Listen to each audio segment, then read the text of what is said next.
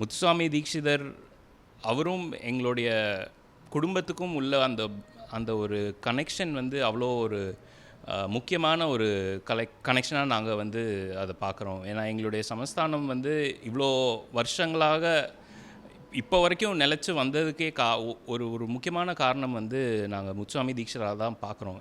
ஏன்னா அவர் எங்களுடைய குடும்பத்துக்கு ஒரு தியாகம், இந்த ஊருக்கும் எங்கள் சமஸ்தானத்துக்கும் ஒரு தியாகம் பண்ணி அவர் வந்து அவருடைய கடைசி காலத்தில் அவருடைய உயிரையே கொடுத்தாரு அப்படிங்கிற அந்த ஒரு நம்பிக்கை வந்து எங்களுக்கு இப்போ வரைக்கும் ரொம்ப ஒரு ஆழ்ந்த அளவில் இருக்குது.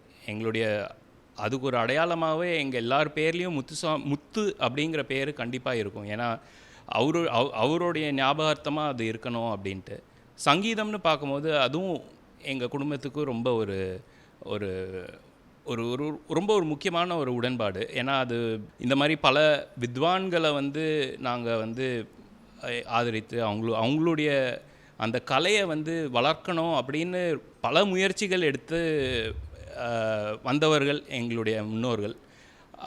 அந்த ஒரு இதை வந்து விட்டு கொடுத்துடக்கூடாது. இந்த ஜெனரேஷன்லேயும் நானும் வந்து அதுக்கு என்னால் முடிஞ்ச ஒரு கான்ட்ரிபியூஷன் என்ன, அதை நான் கண்டிப்பாக பண்ணணும் அப்படின்னு அந்த ஒரு ஆசை, அந்த ஒரு ஆதங்கத்தோடு தான் நான் வந்து இந்த ஒரு விழாவை வந்து முதல் முறையாக இங்கே எட்டயபுரம் சமஸ்தானத்தில் ஆரம்பிச்சிருக்கேன்.